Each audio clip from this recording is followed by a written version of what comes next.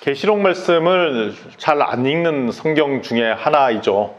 그 안 읽는 이유가 무서워서 안 읽고, 무서워서 안 읽으니까 겁나서 안 읽고, 또 잘못 해석하면 이단된다니까 안 읽고, 내용도 어려워서 안 읽고, 안 읽을 이유만 가득한 성경 중에 하나입니다.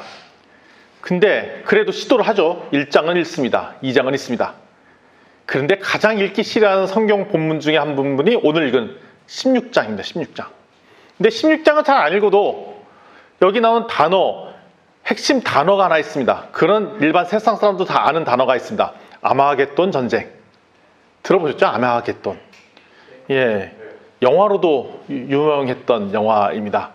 영화 보셨죠? 브루스 윌리스가 나온 영화 아마겟돈.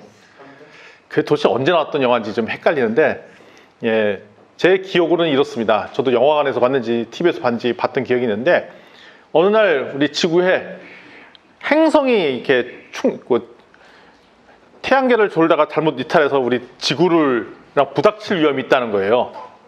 이렇게 부닥치면 지구는 멸망한다는 것입니다. 그래서 브루스 윌리스와 한 팀이 거기다가 무엇을 하냐? 올라가서, 예, 이렇게 올라가서 핵폭탄을 설치하고 폭파시키죠. 그래서 행성을 뽀개트려 갖고 결국은 지구가 살아났다. 그 얘기가 이제 아마겟돈의 전쟁 스토리입니다. 근데 거기에 이제 휴먼 눈물을 쏟는 그 장면이 나오죠. 그 설치가 잘 안 되니까 결국 한 사람이 거기서 남아서 죽음을 당하는데, 그 사람이 브루스 윌리스 주인공이잖아요. 주인공이 아마 죽던가, 그렇죠? 아마 제 기억엔 그랬습니다. 그래서 지구가 멸망하는 것을 막더라. 그래서 사람들이 제일 관심사가 있는 게 이겁니다. 최후심판, 재앙 시리즈, 7 대접 재앙 시리즈가 막 시작되는데, 그 핵심의 전쟁이 아마겟돈 전쟁이라는 걸 다 알고 있어요. 세상 사람도 알고 있습니다. 그러니까 영화를 막 만듭니다. 그래서 일반 세상 사람들의 관심은 어디 있느냐? 도대체 마지막 전쟁이라고 알려지는, 성경의 마지막 전쟁이라고 알려지는 그 아마겟돈 전쟁이 언제 어떤 사건이 일어날 것이냐? 그래서 많은 사람들이 예상을 합니다. 이 전쟁이 일어나는데, 그럼 아마 그걸 3차 대전이라고 부를 거야. 세계대전. 그래서 3차 세계대전이 일어날 거야 라고 예언을 하신 분들이 많이 계셨어요. 지금도. 그리고 그 전쟁이 보니까 저 뒤에 보면 유브라데스 강도 나오고 막 그러거든요. 그래서 강이 말라서 넘어가고 이런 장면들이 나옵니다. 그래서 그걸 보고 분명히 이 전쟁은 중동 땅에 전쟁이 있을 거야 라고 예언을 하신 분들이 왔어요. 그래서 제3차 대전은 어디에서나, 중동 땅에서나, 보니까 이스라엘이 있네, 이스라엘 중심에 있고, 그러니까 분명히 3차 대전 중동에 나고, 봐라 거기 트럼프도 거기서 하고, 그러니까 이슬람 사람들 그걸 싫어하고 막 그런 걸 봐서 분명히 전쟁 나. 어디서? 중동에서. 그게 제 3차 세계대전이 될 것이고, 그것이 아마겟돈 전쟁일 거야 라고 얘기하시는 분들도 계십니다. 근데 이 전쟁의 강도는 얼마 될 것이냐? 여기서부터 이제 또 사람들한테 공포심을 줍니다. 성경대로 보면은 전 지구가 전쟁터에 휘말릴 수밖에 없는 구조로 되어 있습니다. 그래서 무서워하죠. 계시록 16장은 절대로 봐서는 안 되는 성경. 왜냐면 보면 무섭고, 봐도 해석이 안 되고, 머리만 심란해지고, 어디로 도망가야 될지 모르겠고. 영화에서는 의로운 사람들이 일어나서 행성을 폭파시켜서 지구를 구해낸다. 그래서 구원한다라는 메시지가 담겨져 있습니다. 지금 최고의 창업가로, 벤처기업가로 유명한 사람이 앨런 머스크라는 사람이 있습니다. 테슬라라는 차를 만들었죠. 우리나라에서 테슬라 차가 있습니다. 진주에서는 가끔 보이는데 서울 가면 자주 보이는 차가 테슬라입니다. 전기자동차로 유명합니다. 근데 테슬라를 만든 앨런 머스크는 이런 생각을 갖고 있습니다. 지구는 망한다라고 얘기를 합니다. 공공연하게 얘기합니다. 지구는 망합니다. 그래서 그에 대한 대안이 뭐냐? 우리는 화성으로 이사 가야 된다고 얘기를 합니다. 전 지구 사람이 화성으로 이사 가야 돼서, 그래서 그 앨런 머스크라는 사람은 지금도 인공위성을 쏘고 순식간에 미국 대륙을 지나갈 수 있는, 진공 속에 다닐 수 있는 여행선 같은 걸 막 개발하고 연습하고 막 그럽니다. 그런데 요게 개발하는데 시간이 걸리니 조금 시간이 필요합니다. 그래서 그 중간 다리의 역할로 전기차를 이용하세요. 그래서 내가 전기차 만들었으니까 그러니까 대박이 난 거 아닙니까?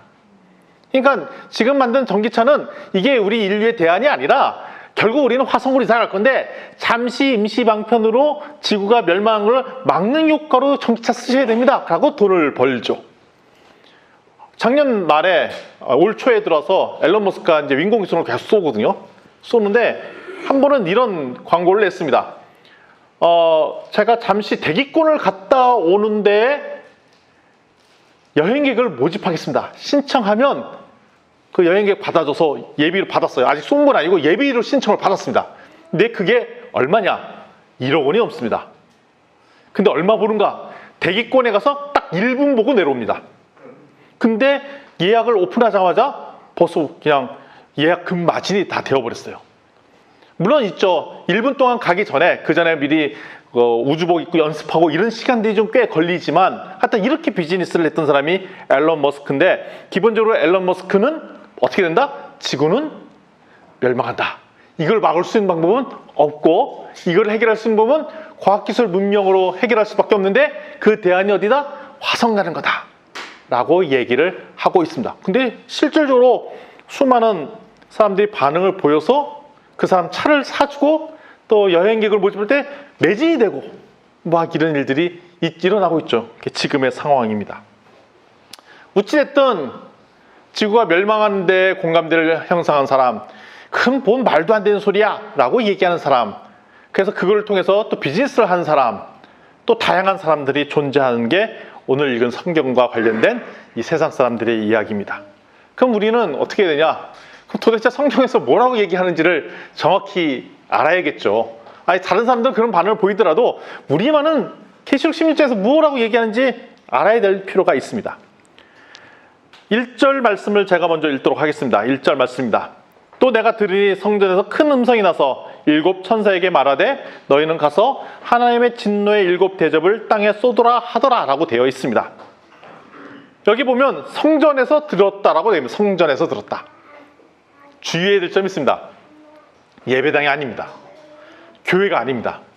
성전은 여기서 뭘 얘기냐? 하나님의 통치가 일어나는 곳이 성전입니다.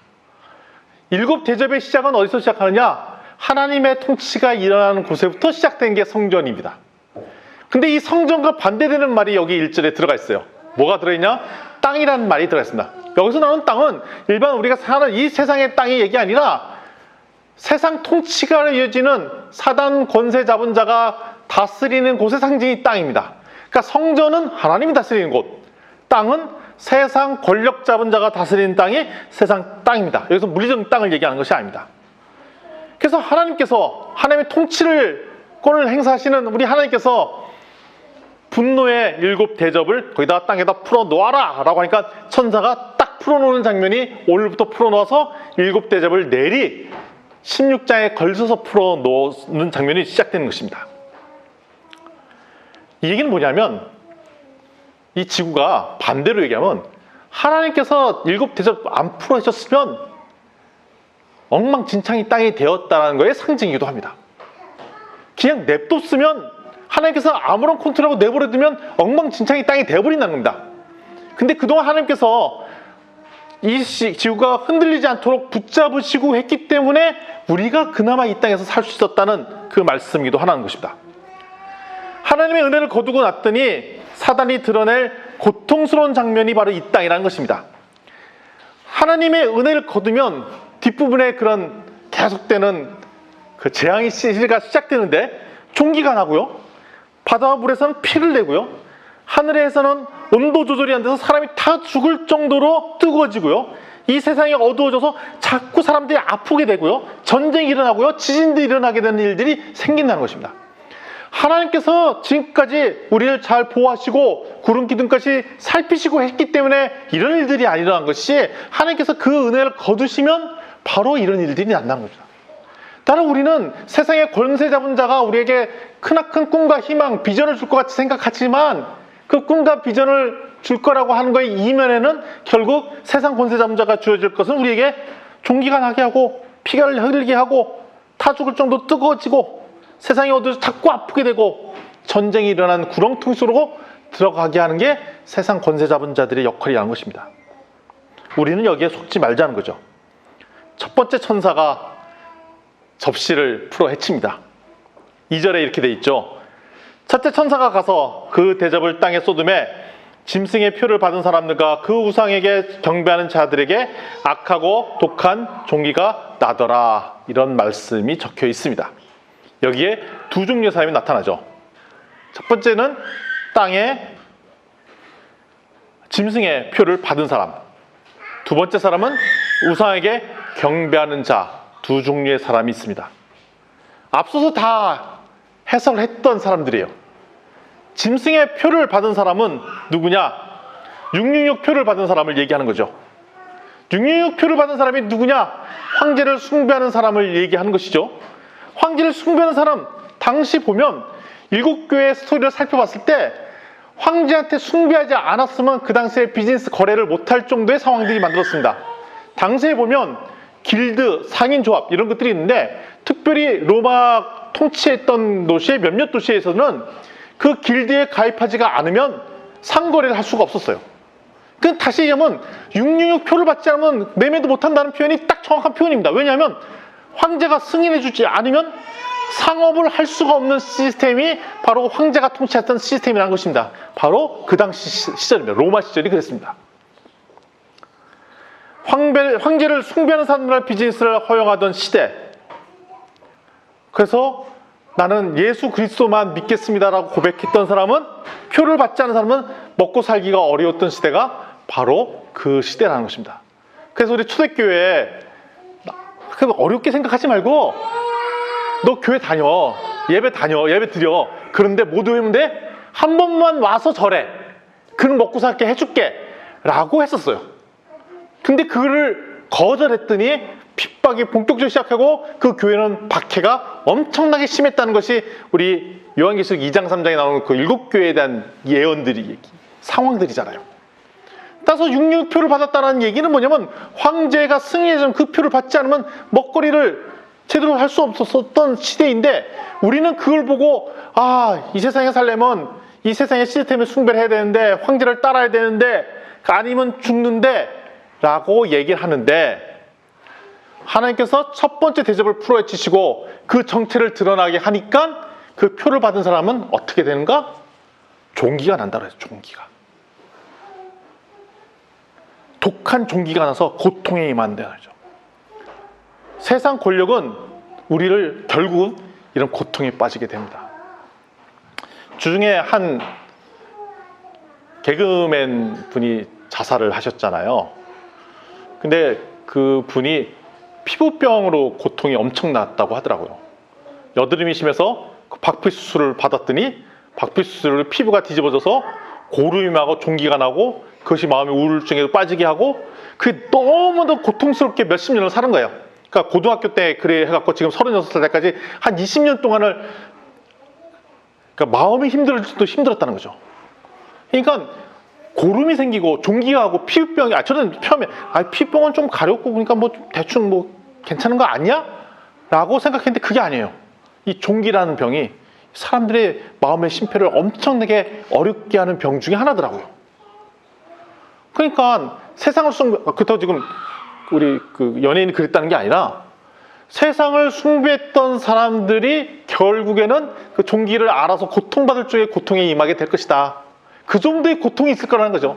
그러니까 우리가 세상에서 권력을 잡고 세상에서 세상 시스템에 따라 산다는 것이 행복할 것처럼 보이지만 결국 그 바닥의 끝은 엄청난 큰 고통에 임하게 돼 있다는 것입니다.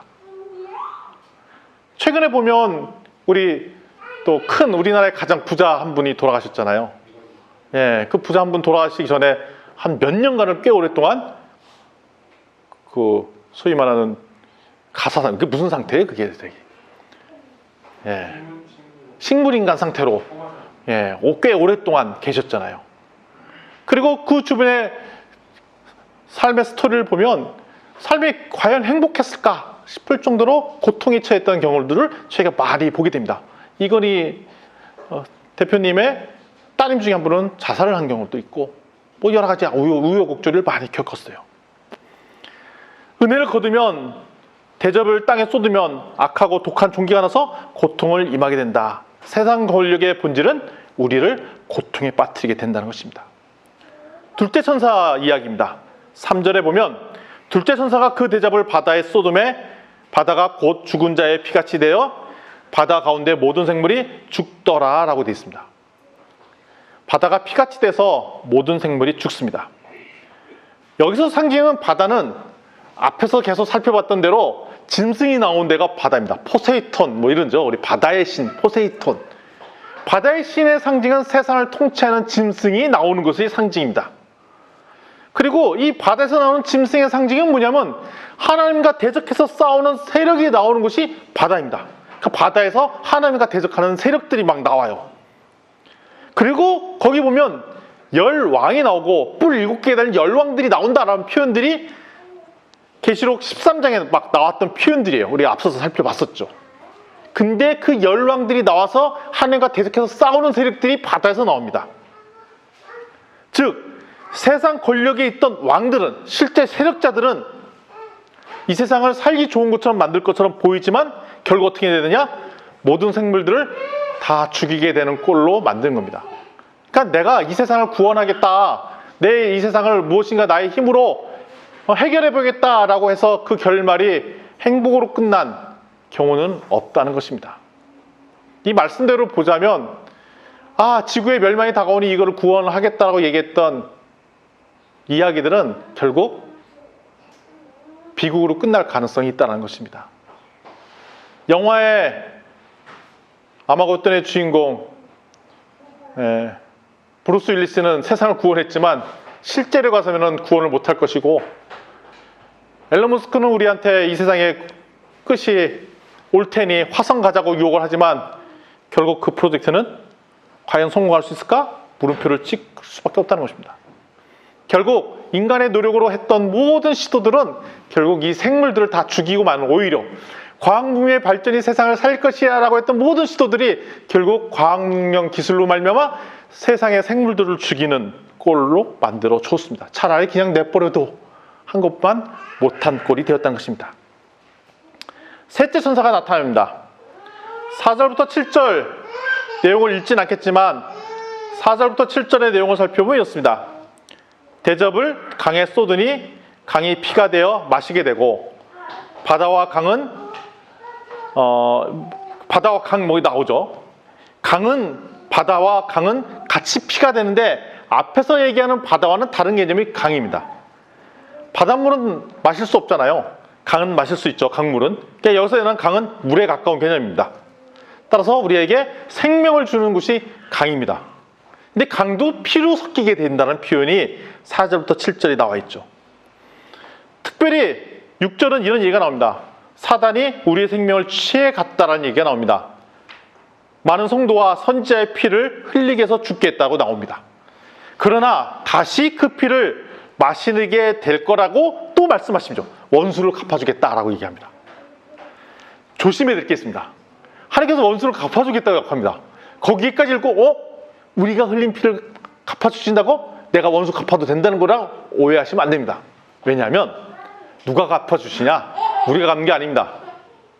하나님께서 갚아주신다는 겁니다. 원수를 우리가 갚는 게 아닙니다. 원수는 누가 갚는다고요? 하나님께서 갚는 거예요. 억울하면 일르세요. 누구께? 하나님께. 세상에 고소하지 말고 하나님께 이해하고 하나님께 일르고 하나님께 그 억울함을 토해 놓으시면, 우리한테 권세를 줘서 이놈들 다 죽었어 하고 원수를 무찌르는 게 아니라 하나님께서 다 들으시고 결정적인 순간에 하나님께서 그 원수를 갚아주시겠다.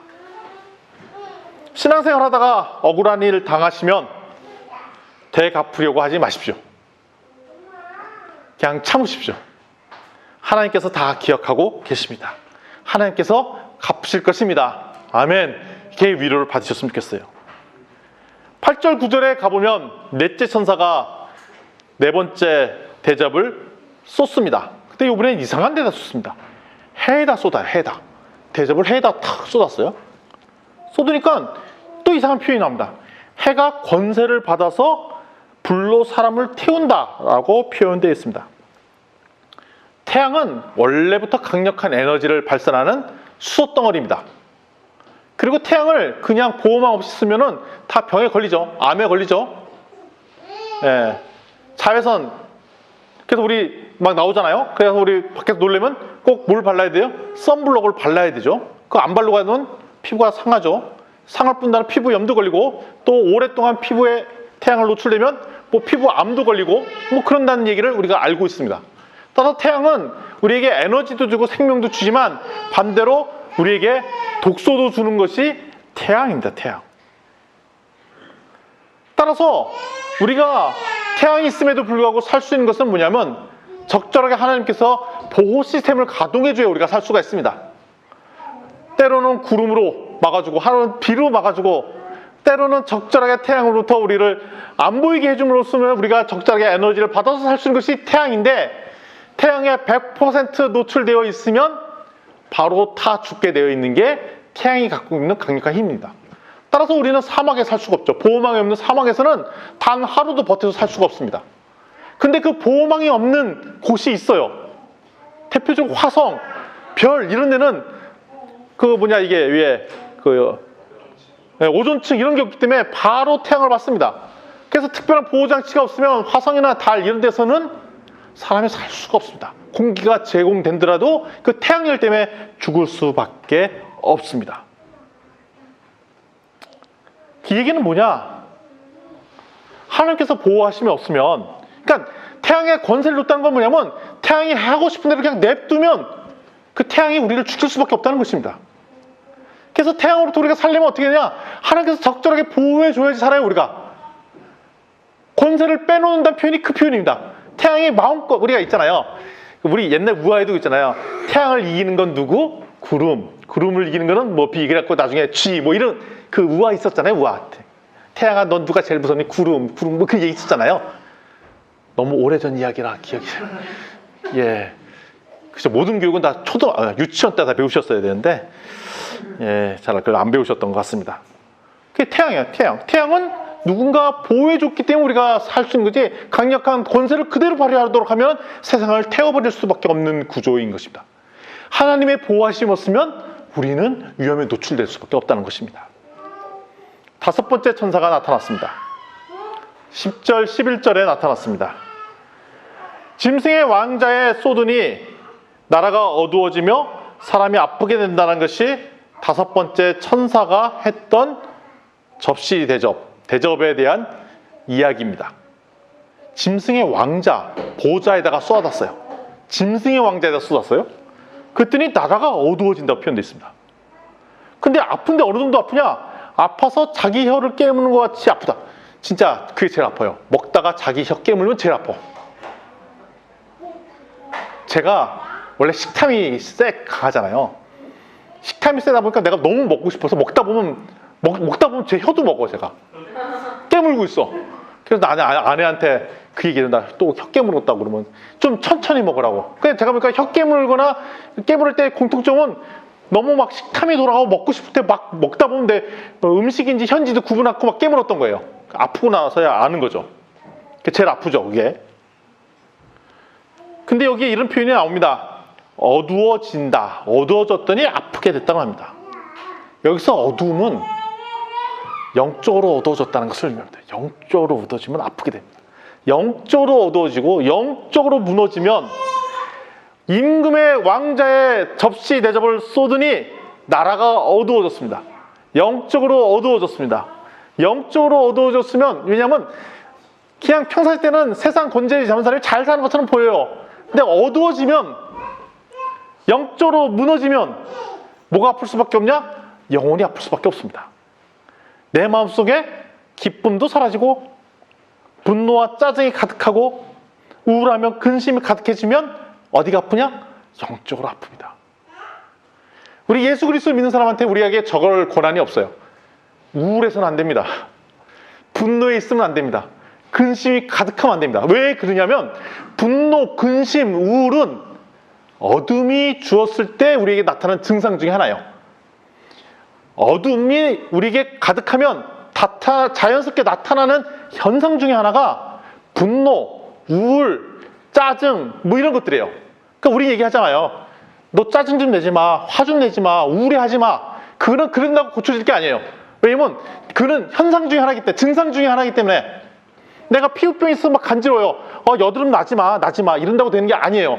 피부병 고친다고 이게 약을 바른다고 이게 나아지는 게 아니라 속의 근원을 고쳐야지 나아질 수 있는 것이 여러 가지 증상들인데, 우울, 짜증, 분노 이런 현상들은 몸속에 있는 어두움들을 몰아내지 않으면 없어지지 않는 성격들이 하나예요. 영적으로 어두워져 있거나 영적으로 무뎌져 있으면 나타나는 첫 번째 증상이 우울, 짜증, 분노 이런 것들입니다. 따라서 세상 짐승 권세를 잡은 사람한테 열심히 충성하고 그러면 세상의 권력을 받죠. 세상에서 열심히 살고 경쟁에 살면 성공해서 행복할 것처럼 보였어요. 그런데 짐승의 왕자에게 접시를 부어줬더니 어두워졌다고 그랬어요. 그래서 짐승의 왕자를 추구해서 살았더니 결국 나한테 남아있는 증상은 아프게 되는 증상이에요. 우울, 짜증, 분노, 화남 이런 것들. 그래서 우리한테 주어지는 권세 중에 하나가 이 어두움에 우리의 마음을 죽어서는 안 된다는 것입니다. 하나님께서 주시는 기쁨과 회복과 그 자리에 있어야 우리에게 뭐가 있냐? 분노, 짜증 이런 것들이 다 올라가고 항상 기쁜 것이 기쁜 것. 혹시 우리 마음속에 여전히 짜증과 분노함이 있다면 우리의 삶을 어둠에서 빛으로 옮겨 터닝 포인트만 바꿔놓으면 어둠은 자연스럽게 없어져 버려요. 분노함이 자연히 사라져 버려요. 화내지 말라 얘기해. 화 더 나. 그 얘기 들으면 더 그래도 짜증나는데 그 얘기 더 화가 나. 너 짜증 좀 내지 마. 그 얘기 듣고 더 화나잖아요. 네. 우리가 어둠의 권세에 우리 삶을 내어놓으면 그런 일이 생긴다는 것입니다. 이것이 우리를 아프게 한다는 것이죠. 여섯 번째 천사가 나타났습니다. 여섯 번째 천사는 12절부터 16절까지 말씀입니다. 여기야말로 독특한 표현들이 많이 나와 있어요. 그 대접을 어디다 쏟냐면 유브라데 강에다 쏟는다고 했습니다. 유브라데 강이 어디냐면 그 메소포타미아에 있는 강이죠. 그래서 유브라데 강 서쪽에는 이스라엘이 있고 유브라데 강 동쪽에는 이방 민족들이 있다라고 돼 있어요. 근데 그를 마르게 했어요. 쏟으니까 자연히 말라버렸어요. 말라버렸더니 뭐냐면 동쪽에 있던 이방 왕들이 침공하는 장면들이 나옵니다. 이게 전쟁이라는 거, 전쟁. 그래서 사람들이 이거를 아마겟돈 전쟁이라고 하는데, 이게 누가 나오냐? 개구리 같은 새 더러운 영이 나온다. 개구리 같은 표현이다. 개구리 같은 새 더러운 영이 나오는데 그 이름이 하나는 용의 입, 짐승의 입, 거짓 선지자. 개구리 같은 거짓 메시지를 던지는 새 주체가 용의 입, 짐승의 입, 거짓 선지자가 우리를 속이는 말로서 계속 침공해 온다는 것입니다. 그리고 이런 자들이 전쟁을 일으킨데 이 전쟁의 이름을 뭐라고 부른다? 아마겟돈이라고 부른다라고 되어 있습니다. 그 이 전쟁은 핵심이 뭐냐면 바로 하나님을 믿는 하나님의 백성과 교회를 공격하는 세력들의 공격이 이 아마겟돈 전쟁. 그래서 아마겟돈 전쟁은 이 성경의 맥락으로 보면은 진짜 물리적인 3차 세계대전 이런 전쟁들이 아니라 하나님의 권세에 도전하는 그 백성들과 교회를 공격하는 수많은 사단 세력의 마지막 공격들이 아마겟돈 전쟁이라는 것입니다. 그래서 아마겟돈 전쟁은 이런 거짓 메시지를 가진 세력이 우리 교회와 하나님의 백성을 공격하는 전쟁이죠. 3차 세계대전 같은 전쟁이 아닙니다. 근데 이거 전쟁은 잘 보시면 아시겠지만 우리가 전쟁의 주도권을 쥐고 있지 않습니다. 심지어 우리 성도들도 주도권을 쥐고 있지 않아요. 누가 하시는 거냐? 이건 하나님께서 하신 전쟁이에요. 우리는 뭐 해야 되냐? 잘 보고 견뎌야 될 수밖에 없어요. 잘 싸우네, 이를 보아야 되는 거죠. 여기에 마음을 빼앗기시면 안 된다는 거죠. 전쟁이 일어나고 있습니다. 하나님의 영적 전쟁과 사단의 영적 재력이 붙은 마지막 전쟁이 아마겟돈 전쟁이에요. 우리는 잘 봐야 되는 거죠, 그 상황들을. 그리고 일곱 번째 천사가 나타납니다. 17절에서부터 21절까지 말씀입니다. 큰 지진이 나서 만국의 성이 무너지고 큰 성 바벨론이 무너진다 라고 되어 있습니다. 그러니까 저 뒤에 18장에 무너졌도다 큰 성 바벨론이요 할 때 그 바벨론이 일곱 번째 대접이 풀어졌을 때 무너진다는 것입니다. 최초의 바벨은 우리가 잘 아듯이 바벨탑이죠. 창세기에 세워졌던 바벨탑. 이 바벨탑의 상징은 하나님과 대적해 높아진 인간의 모든 노력들이 바벨탑의 상징입니다. 근데 하나님은 그를 허용하지 않으시고 그 성을 무너뜨리셨어요. 언어를, 커뮤니케이션을 혼잡해 갖고 의사소통이 안 되도록 해서 스스로 무너지게 막 만드셨어요. 하나님께서는 인간의 시도로 말미암아 하나님과 같아지는 것을 허용치 않으십니다. 그거의 극대성인 바벨론이 무너진다는 것입니다. 결국 하나님과 똑같아지려는 모든 인간의 성은 바벨론 무너진다는 표현으로 무너지게 돼 있다는 것입니다. 그래서 지금 하나님을 대적하고 있는 수많은 일어나고 있는 세력들은 결국 바벨론 성, 큰 성 바벨론이 무너질 때 무너질 수밖에 없습니다. 이게 마지막 7번째 재앙입니다. 요한계시록이 써졌던 이 시대에는 로마 제국이 바벨론이었죠. 그 당시 사는 사람들한테 입장에서 볼 때는 절대 무너질 것 같지 않아 보이는 게 로마 시대의 로마 제국이었습니다. 지금은 뭐가 안 무너질 것 같으세요? 지금은 자본주의 체제가 첫 번째로 무너질 것 같지 않죠. 절대 선인 것처럼 보이잖아요. 돈 버는 게 최고다 이거 얘기하잖아요. 그리고 심지어는 자본주의가 기독교적이라고도 얘기하는 사람들도 있어요. 왜 기독교적입니까? 물어보면 이겁니다. 잘 봐라. 자본주의 반대만은 공산주의 아니냐. 공산주의는 무신론이고 기독교를 배척하니 그 반대는 자본주의는 선한 것이다. 이렇게 논리를 펴요. 이거 이상하죠? 이상하죠. 그 논리로 자본주의가 선하다고 표현을 합니다. 그리고 자본주의 사상과 좀 반대되는 얘기는 바로 얘기 들어옵니다. 자본주의가 뭐가 좀 부족한 것 같아요. 그러면 너 공산주의구나. 너 공산주의니까 너 받은 기독교구나. 뭐 이렇게 논리를 쫙 펴나가면서 기독교를 박해하는 분위기가 기독교에 대해서 나쁜 얘기를 하는 거가 자본주의에 대해서 나쁜 얘기를 하는 거가 기독교에 대한 반대 얘기를 하는데 기독교에 대한 반대 얘기는 하나님에 대해서 권세 잡은 모든 것이 반대이기 때문에 이 자본주의 체계도 세상의 권세 잡은 핵심 세력 중에 하나라는 것입니다. 왜냐하면 성장 지상주의를 추구하고 있고요.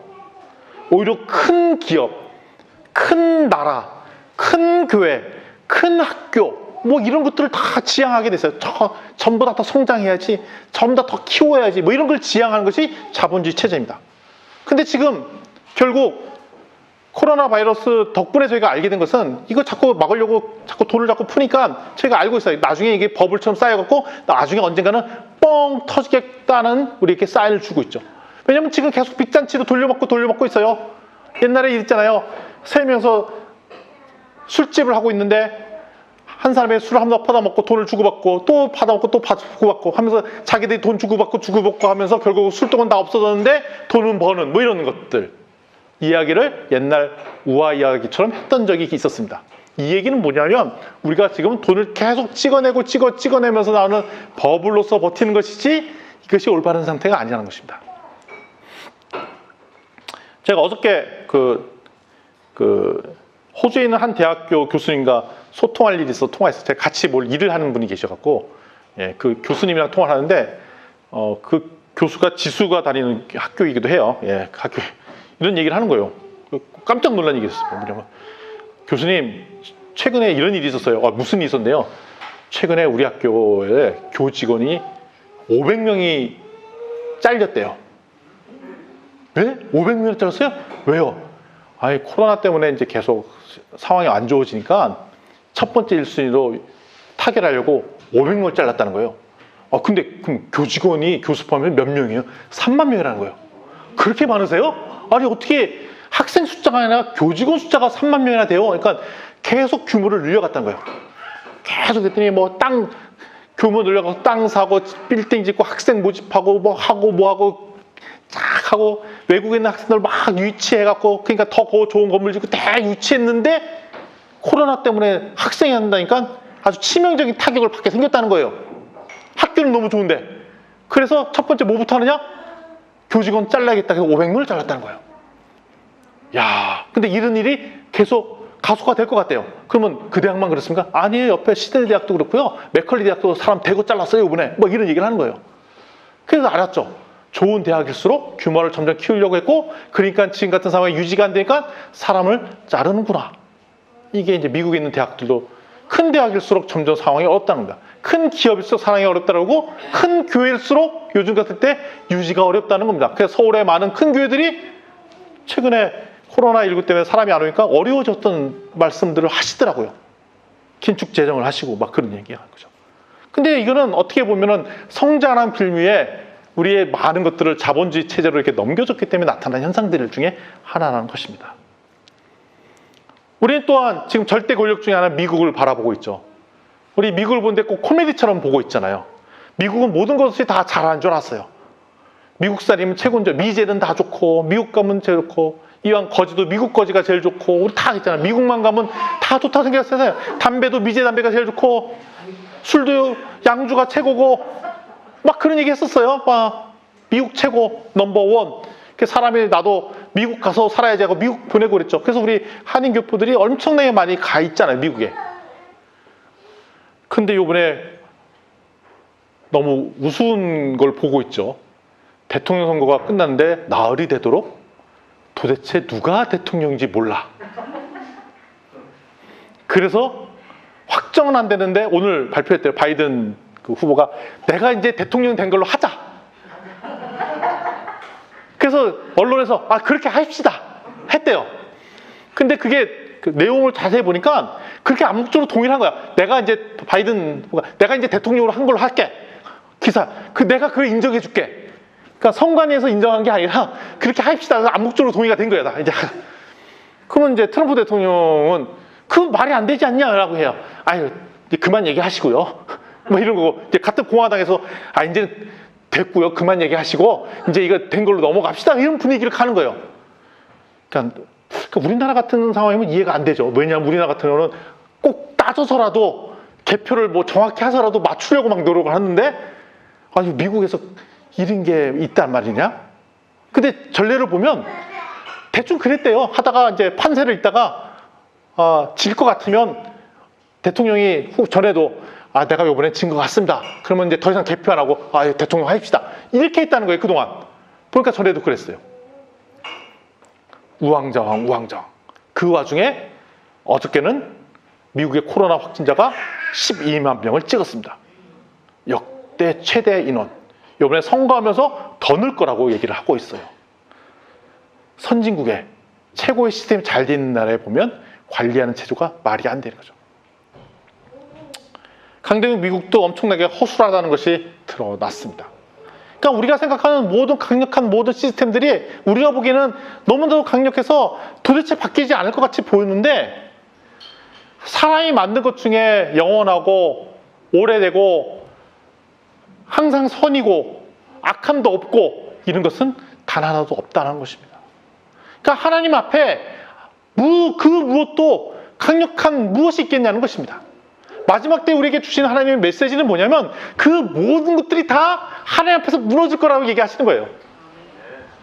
그러니까 미국의 시스템, 자본주의 시스템, 공사 시스템, 사람이 만든 모든 체제는 다 무너질 거라는 것입니다. 오직 뭐만 남는다? 여호와 하나님만 남는다. 여호와 하나님만. 그러니까 우리가 이 길로 가야 됩니다. 저 길로 가야 됩니다. 우리가 부안해동할 필요가 없다는 것입니다. 그래서 하나님을 대적해서 일어난 모든 것들은 다 무너지겠고요. 이건 마찬가지로 새롭게 일어난 중국도 마찬가지일 거고요. 우리가 확실해야 될 것은 뭐냐면 세상은 점점 좋아지지 않는다는 것입니다. 하나님의 은혜를 거두시면 지금 당장 지구라는 시스템은 유지하기 안 될 정도로 무너질 수밖에 없는 게 지구라는 거예요. 그러니까 지구가 이렇게 살기 좋은 땅이 된 것은 하나님께서 유지하고 은혜를 주시니까 살기 좋은 것이 당장 이 은혜를 걷어가면 이 지구는 무슨 땅과 똑같으냐? 당장 화성, 달 같은 땅밖에 되지 않는다는 것입니다. 우리가 원자력, 화석 에너지 이걸 잘 살아보려고 개발한 자원인데 결국 이런 에너지들이 우리 지구를 파멸의 길로 가고 만들겠고요. 그나마 이제 신재생 에너지는 좀 나은 것 같아요. 왜냐하면 자연 그대로 있던 걸 그대로 쓰자는 거잖아요. 하나님께서 주신 그대로인 것을 사용하자는 것. 그래서 결국 하나님께서 주신 것을 그대로 사용하려고 하는 것. 이것들은 하나님께서 은혜에 그대로 순종해서 살자는 뜻이기도 하다는 뜻입니다. 근데 이름에도 불구하고 세상 사람들은 어떤 반응을 보이는가가 핵심입니다. 짐승의 표를 받은 사람, 우상에게 경배하는 자들의 반응을 보겠습니다. 이번에 성경을 좀 같이 읽도록 하겠습니다. 9절 말씀 함께 보여주십시오. 9절 말씀입니다. 시작. 사람들이 크게 태움에 태워진지라. 이 재앙들을 행하는 권세를 가지신 하나님의 이름을 비방하며 또 회개하지 아니하고 주께 영광을 돌리지 아니하더라. 아멘. 11절 읽겠습니다. 시작. 아픈 것과 종기로 말미암아 하늘의 하나님을 비방하고 그들의 행위를 회개하지 아니하더라. 아멘. 21절 읽겠습니다. 시작. 또 때는 큰 우박이 하늘로부터 사람들에게 내림에 사람들이 그 우박의 재앙 때문에 아멘. 아멘. 세상 사람들은 이런 걸 보고도 회개하지 않는다는 것입니다. 세상 사람들은 안 바뀝니다. 우리는 수많은 경고 사인을 세상에 줬지만 세상은 오히려 그 하나님을 비방합니다. 모욕합니다. 회개하지 않습니다. 구약 이스라엘에서 출애굽 당시에 애굽 땅에 10번의 재앙이 있었을 때도 애굽 왕 바로는 조롱하고 따르지 않았다는 것입니다. 그게 지금도 동일하게 우리에게 오는 메시지로 수많은 경고의 사람들이 오음에도 불구하고 세상 사람들은 바뀌지 않는다는 겁니다. 근데 문제는 우리도 거기에 동참한다는 거예요. 무슨 하나님이 계셔, 무슨 교회에 힘이 있어, 무슨 세상 권력에 그대로 낫지 라고 세상 편을 우리도 든다는 거예요. 은연중에 우리도 세상 사람과 동일하게 하나님을 조롱하고 모욕하고 회개치 않은 세상 사람들로 가는 사람들이 늘고 있어요. 누가? 우리가. 우리가 주는 사인은 뭐냐면 하나님께서 수많은 경고 사인을 줄 때 이것이 하나님께서 이 세상에 주는 그 마음을 그대로 놓는 분노의 사인이라는 것을 깨닫고 회개치 아니하는 세상 사람과 같이 그 길에 들어서지 말자 라는 것이 하나님의 말씀이라는 것이죠. 따라서 사람은 우리가 바꿀 수 있지 않습니다. 단지 우리는 하나님의 메시지를 그들에게 증거할 수만 하는 거죠. 전도, 선교, 동원 이런 걸 하죠. 우리는 전도도 하고 선교도 하고 뭐 동원도 하고 합니다. 근데 이거 공통점은 하나님 뜻을 잘 모르는 사람인데 하나님의 뜻을 전달하는 역할을 하지만 우리는 그거대로 거기서 끝쳐야지 그 사람을 우리가 바꿀 수 있는 것은 아니라는 것입니다. 충분한 사인을 보고 시그널을 보고 해도 안 받아들일 사람들은 결국 안 받아들이고 하나님을 조롱하더라라는 것이 오늘 얘기 드린 것입니다. 다만 우리에게 주어진 메시지는 뜻을 전해야 된다. 그래서 주변 사람들이 안 돌아온다고 너무 낙담하지 마십시오. 원래 그런 것이 세상의 순리라는 것입니다. 그럼 우리는 무엇을 해야 되느냐? 이게 핵심이죠. 15절 말씀이 우리의 핵심입니다. 15절 말씀 우리 함께 읽도록 하겠습니다. 자, 15절 말씀 한 목소리로 읽겠습니다. 시작. 보라, 내가 도적같이 오리니 누구든지 깨어 자기 옷을 지켜 벌거벗고 다니지 아니하며 자기의 부끄러움을 보이지 아니하는 자는 복이 있도다. 아멘. 제가 메시지 성경으로 다시 한번 읽어드리겠습니다. 좀 표현이 좀 달라요. 조심하여라, 나는 예고 없이 도둑처럼 온다. 깨어 옷을 갖춰 입고 나를 맞을 준비가 된 사람은 복되다. 그러나 그렇지 않은 사람은 벌거벗은 채로 거리를 이리저리 뛰어다니며 큰 수치를 당할 것이다 라고 표현되어 있습니다. 계시록 16장 아마게돈 전쟁이 막 일어난다고 위협하는 이 시간에 우리가 해야 될 것은 딱 한 성경 구절, 요 부분입니다. 요 부분. 방금 읽었던 요 부분 16장 15절만 한대요. 첫 번째 뭐 해라? 깨어있어라. 시대를 분별하려면 깨어있어야 됩니다. 깨어있으려면 할 수 있는 게 딱 한 가지밖에 없습니다. 말씀과 기도밖에 없습니다. 말씀과 기도를 안 하면 깨어있을 수가 없고 시대를 분별하지 못하고 그 다음에 세상 사람들이 하는 말에 우리도 획가닥 넘어가서 거기에 우왕좌왕해서 어떻게 되냐? 아까 벌거벗고 뛰어다니는 사람들 뛰어다닐 수밖에 없게 됩니다. 이쪽에 뭐가 있습니다. 일로 뛰어다니고 저쪽에 뭐 있으면 저를 뛰어다니고 한국을 떠야 됩니다. 한국을 뜨고 미국에서 도망가야 됩니다. 딴 데로 가고 우왕좌왕할 수밖에 없다는 것입니다. 그래서 우리가 해야 될 것 첫 번째는 뭐냐? 깨어있는 것. 깨어있는 건 핵심이 뭐냐? 말씀과 기도밖에 없어요. 말씀과 기도. 그리고 뭐 해야 되냐? 자기 옷을 지켜라. 자기 옷은 오늘 성경의 주제이기도 하죠. 오늘 말씀의 주제이기도 합니다. 자기 옷은 누구의 옷이냐? 예수 그리스도의 옷을 입는 것입니다. 그러니까 우리는 예수 그리스도의 옷을 입고 말씀과 기도로 깨어 있으면 끝입니다. 끝. 다른 거 없습니다. 예수 그리스도의 옷을 입고 말씀과 기도로 깨어 있으면 그걸로 수많은 그러니까 일곱 대접으로 막 수는 난리를 쳐도 우리는 살 수 있다는 것입니다. 근데 예수 그리스도의 옷을 입지 않고 말씀을 깨어 있지 않으면 이 수많은 대접들이 막 난리칠 때 벌거벗고 뛰어다니다가 결국 죽게 되거나 올바른 진리기를 안 쓰게 된다는 것이 오늘 말씀이라는 것이죠.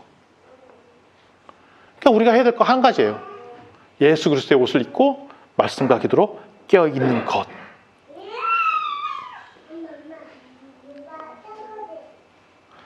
근데 이게 언제 오냐? 이게 문제예요. 딱 시와 때를 알려주면 좋겠구만. 그럼 그때까지 좀 놀다가 한 이틀 전부터 마음의 준비를 하고 딱 있으면 좋겠구만. 그게 아니라는 거죠. 도둑같이 오신대. 좀 알려주시면 안 되나? 그 전까지 놀고 그럼 좋을 텐데. 도둑같이 오신다고 합니다. 그러니까 결국 언제 오실지 모른다는 겁니다. 그래서 우리가 진주 비전교회 이름으로 모이는 건 뭐냐면 도둑같이 오실 예수 그리스도를 기대하면서 예수 그리스도의 옷을 입고 말씀과 기도로 깨어 있는 것. 이 교회에 해야 될 핵심 사명이 그거예요. 옷 입혀주는 것. 무슨 옷? 혹시 여기다 라벨을 그렇게 붙일까요? 예수 그리스도 라벨 딱 붙여요. 그리고 뭐 하는 것? 모여서 말씀과 기도로 우리를 무장하는 것. 그러니까 우리가 여기 예배터에서 할 수 있는 거는 그거예요. 계속 예수 그리스도의 옷을 입었는지 확인하고, 딴 옷 입으셨네요? 갈아입으세요. 그리고 말씀과 기도로 무장하도록 하는 것. 그러니까 우리의 모임의 핵심은 말씀과 기도예요. 말씀과 기도. 예수 그리스도 옷 입었나 확인하고, 아니었으면 갈아입히게. 갈아입으셔야죠. 얘기해 주시고. 이거가 되는 거죠. 근데 이 말씀을 입지 않고 벌거벗게 다니면 어떻게 되면 벌거벗고 부끄러움 당하는 겁니다. 예수 그리스도 옷을 아니면 부끄럽게 되는 거예요. 벌거벗게 되는 겁니다. 그리고 언제 이 말씀이 있었는가? 아마겟돈 전쟁이 막 일어나려고 하는 전후 중에 사인을 줬던 거예요. 그 전쟁터에 이 말씀 주신 거예요. 피난해라, 도망해라, 뭘 무장해라, 피난 가야 될까, 도망가야 될까 이런 거 고민하고 있을 때 그게 아니라 이 말씀 하신 거예요. 옷 입고 있어? 예수 그리스도의 옷 입고 있어? 말씀과 기도로 깨어 있어? 이 얘기를 하시고 계신 겁니다. 정리를 좀 하도록 하겠습니다. 지금 세상이 많이 흔들리고 있습니다. 우리가 그렇게 믿었던 미국도 흔들리고 있습니다. 자본주의 체제가 흔들리고 있습니다. 전 세계가 흔들리고 있습니다. 할렐루야.